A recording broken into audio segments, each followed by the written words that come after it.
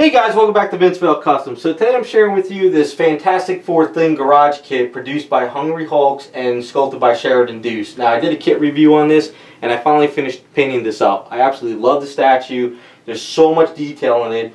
Now that I actually got to paint it though, when I got to the base I realized there were some scaling issues. Now it's not the end of the world with the kit, but I just kind of want to explain that when I get to the base area. But other than that, it's amazing. I mean, the figure has so much detail in this statue that I wanted to make sure I could bring all that detail out of it, because my friends just gave it to me. He says, do your thing, because you're going to be displaying it with the Incredible Hulk statue I did a while back. So these two next to each other are going to look really cool. I would really like to see it when he gets it. But let's get a little bit closer. We'll kind of break it all down.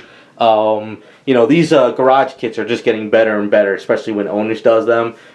You know, it's just straight up pull them out of the box, prime them up, and paint them, because everything's magnetized and keyed already. Sometimes you get ones where you got to do some pinning and, like, you know, Abe's work and everything, but other than that, it worked out pretty cool. So this is the one head, because he comes with two heads. As you saw over to the right, he's also got a display stand, so you can see, you know, the display stand with the other head. This head is the one with the cigar. Cigar comes in and out with a magnet. So I wanted to make sure, I'm not a smoker, so I actually went online and looked how, like, cigars kind of burn when you smoke them. So, you know, they get a little bit ashy around here, a little bit center kind of gets hot, and then this little bit, you know, over here gets warm. And this area over here gets a little bit, like, you know, on fire, so that kind of turns a little bit black. And then you have this. Now, you might not see it in the picture. It doesn't really show up to it. I kind of glossed around the bottom, because you figure if his mouth got it on there, it gets a little bit wet from saliva. So that's kind of what I thought about, but it gets hidden most back there anyway, so you don't really see it. Now, as far as the face goes, what I painted in the eyes. Everything was the eyes, the cigar, and the mouth. You know, I wanted to make sure I get all that done, because the skin tone is going to be dry rock, but the eyes are still going to be like glossy, you know, and the mouth is going to be glossy because he's still, you know, he's inside's, you know, flesh, but the outside's rock. So you got to kind of think of it that way. So that's what I did with the eyes and everything with this one. This isn't my favorite head. I know I'm pretty sure a lot of people like this head more. I actually like this head a little bit better because I like the grin. I know Thing, he's known for having a cigar and everything, but I like this one better. I just kind of, it's got that really badass look to him. So with that being said, we'll kind of go on to the skin and everything. So I really wanted to bring out all this detail. I mean, look at all this detail. It's just amazing what's there. So what I did was, when I pulled them out of the box, I went and I did Duplicolor red oxide filler primer, and I also did the Duplicolor flat black. And I kind of just did different, like, areas all over the statue. You know, there's some black here, there's some red oxide around here, and I kind of got like a little bit of a color, but I got to be able to, like, you know, get it primed up. And then what I did is, I was going to do dry brushing. Now, I wasn't going to use a little tiny brush, the dry brush. There's no sitting there forever. It would never work. So I went over to Home Depot and I got one of these 98-cent brushes. And these are great because they're not super smooth and a little bit rough.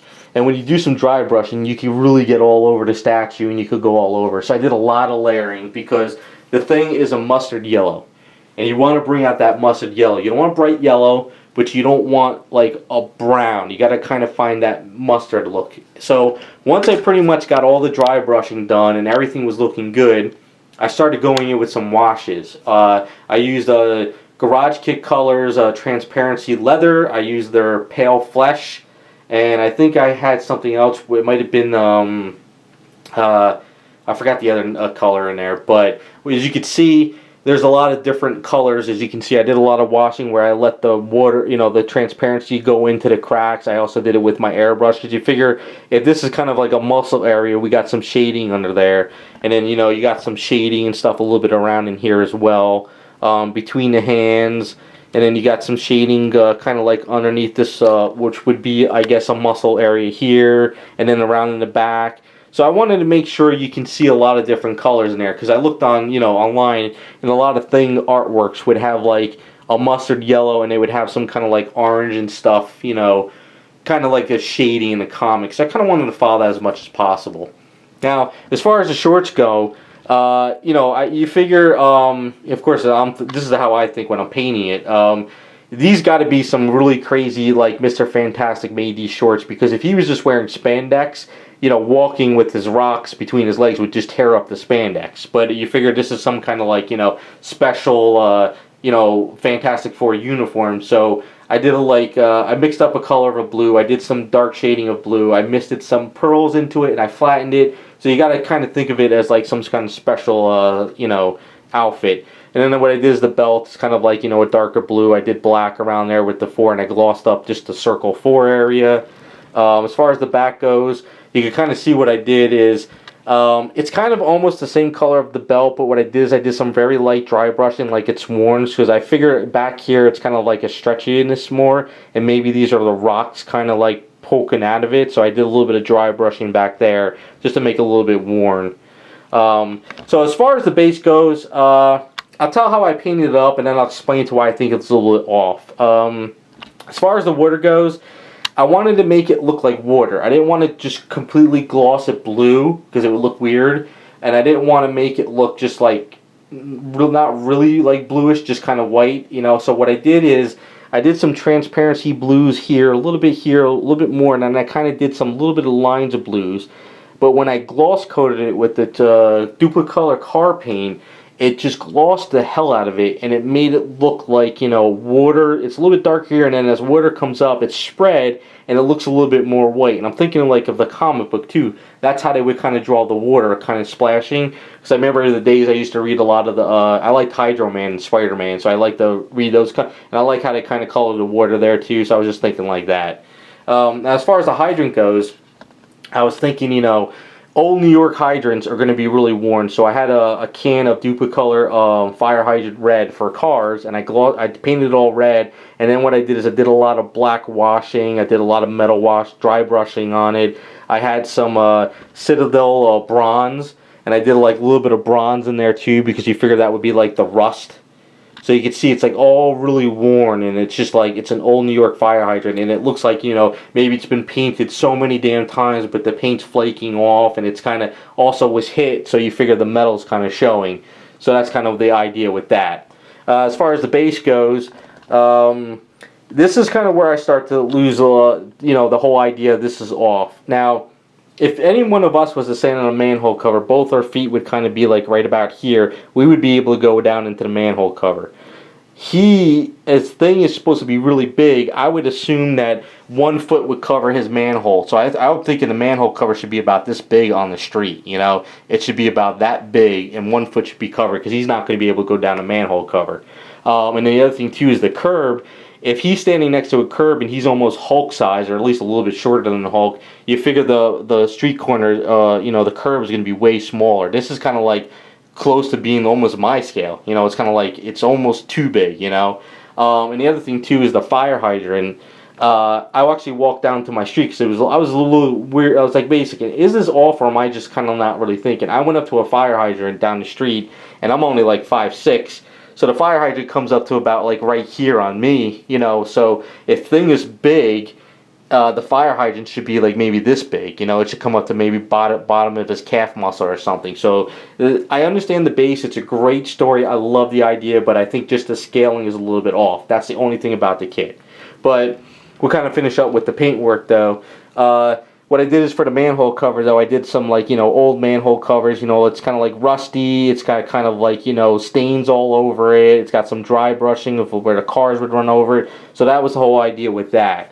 Now, you might not be able to see it in the camera too much, but back in here, I figured, you know, if you're on a New York street and it's dirty, you know, because they're not cleaning streets and making everything look fresh, what I did is I did a lot of washing in here of blues, browns, greens, and I hit it with the duplicolor gloss clear, and then I did more washes and I hit it again. So I figured if this fire hydrant's broken, right, if this is broken and water spewing out, water's actually going to be coming down and around here.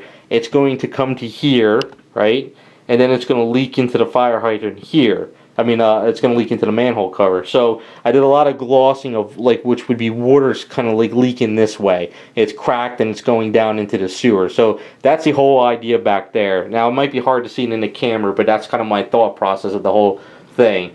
I did do a little bit of glossing too back in here, which you might not be able to see too much. And then I did some like gloss work too within this crack and a little bit over here.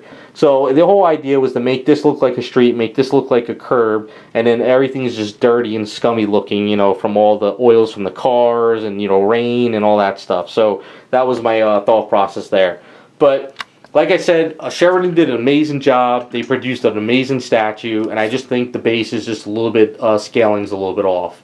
Other than that, the statue's amazing. So my friend will probably pick it up in another couple days. He said he's going to put it right next to that big Hulk statue that I finished recently, and he's going to have these two displayed together. And I can't wait for him to send me a picture. I think it's going to look awesome with these two statues next to each other.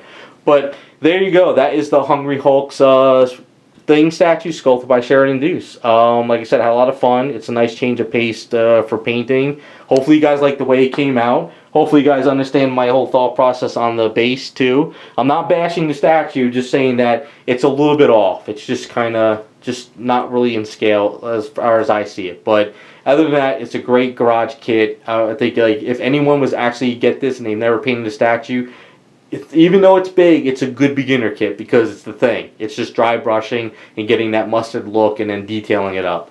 So there you go. That's the finished Thing statue. Thanks for watching, and we'll be back with some more videos.